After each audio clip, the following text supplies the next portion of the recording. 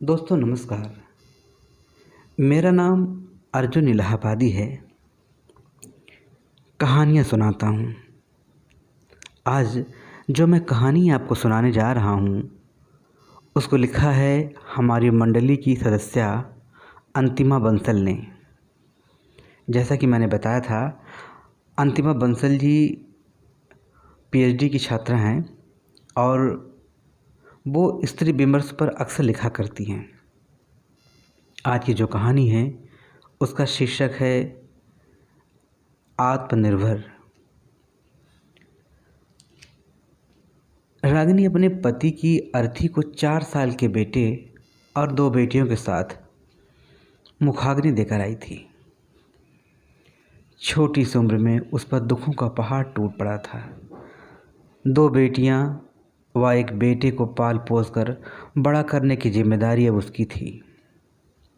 पति को खोने के गम में एक कोने में बैठे आंसू बहाती रही। 13वीं होने के बाद सभी ने ढांढस बंधाया कि चिंता मत कर, हम सब तेरे साथ हैं ना, कैसे भी करके बच्चों को पाल ही लेंगे। लेकिन रागिनी नहीं चाहती थी कोई उस पर एहसान करे। एक दिन उसकी सहेली उसके पास आई और बोली कि अब तुझे कुछ करना है, खुद के लिए, अपने बच्चों के लिए अब आपको घर से निकलना पड़ेगा।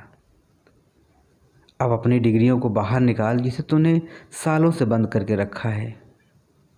15 सालों से तूने तो देखा ही नहीं कि उनकी तरफ कि वो डिग्रियां अभी हैं या उसे चूहे खा गए। अब समय आ गया रागिनी, उठो और अपनी डिग्रियों को बाहर निकालो। कल मैं किसी से कह के तेरा इंटरव्यू फिक्स कराती हूँ। दरअसल जो दोस्त होते हैं, अगर वो आपके मुसीबत के समय काम आते हैं तो लगता है कि शायद सच में दोस्ती यही होती है। और ऐसा रागिनी की दोस्त नैन्सी ने अपनी दोस्ती का फ़र्ज अदा किया। अगले दिन रागिनी अपनी दोस्त नैन्सी के साथ न चाहते हुए भी अपने बच्चों के लिए, उनके भविष्य के लिए, एक बेहतर माँ बनने के लिए इंटरव्यू देने के लिए निकल पड़ी। जब टैक्सी में बैठी तो रागिनी अपने अतीत की यादों में खो गई।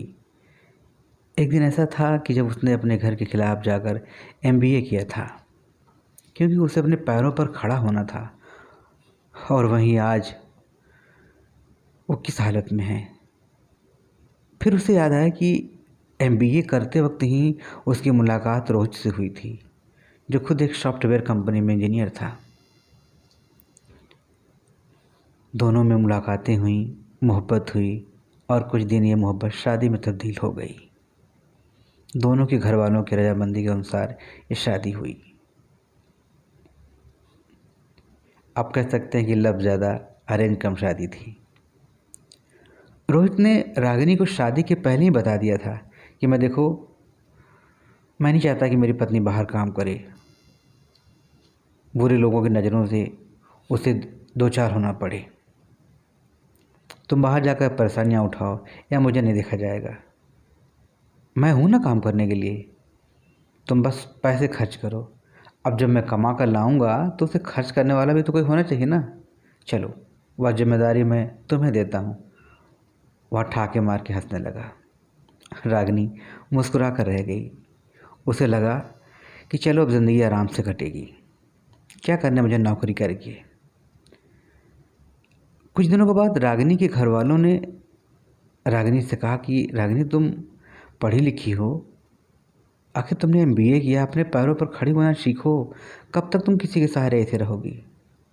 लेकिन रागिनी ने अपने घर वालों की बात तब भी नहीं सुनी थी जब वह रोहित से प्यार करती थी, और उसने आज भी नहीं सुना जब वो रोहित के पास थी। रागिनी ने इंटरव्यू के सामने अपने आप को कॉन्फिडेंस की तरह लाने की कोशिश करती रही। सामने इंटरव्यूअर बैठे थे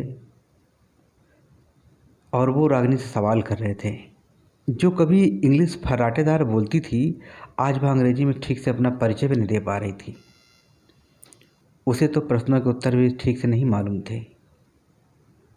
लिहाजा रागिनी ने इंटरव्यूअर को बताया कि मेरे पास कोई अनुभव नहीं है, और ना ही मैंने कभी नौकरी की है।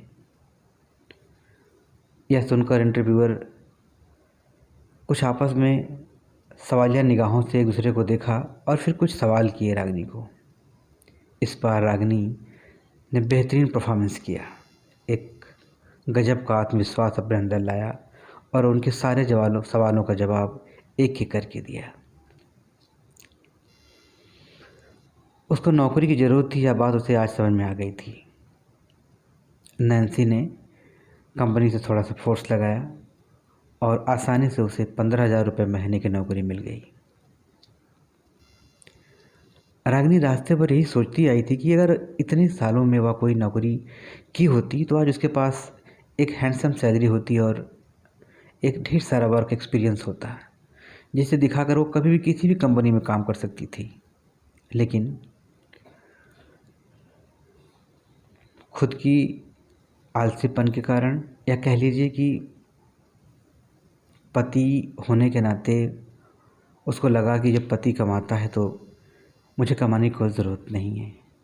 लेकिन आज उसे यह बात समझ में आ गई थी कि जब तक पति पत्नी दोनों न कमाएं तब तक घर का गुजारा संभव नहीं है। कब क्या हो जाए कोई नहीं जानता। और आज रागिनी ने यह बात सीख ली थी अच्छे से कि वह अपने बच्चों के लिए, उनकी खुशी के लिए नौकरी करेगी, दिन रात मेहनत करेगी और खुद वह अपने पैरों पर खड़ी होगी और आत्मनिर्भर बनेगी। उससे अपने माँ बाप के सुझाव पर जो पहले ध्यान नहीं दिया था उसे पछतावा था, लेकिन उसे इस बात की खुशी थी कि उसे नौकरी मिली है और अब वह अपने बच्चों को बेसहारा नहीं छोड़ेगी, उन्हें पढ़ाएगी लिखाएगी, उनमें अपनी तरह आत्मनिर्भर बनाएगी। बस इतनी सी थी कहानी।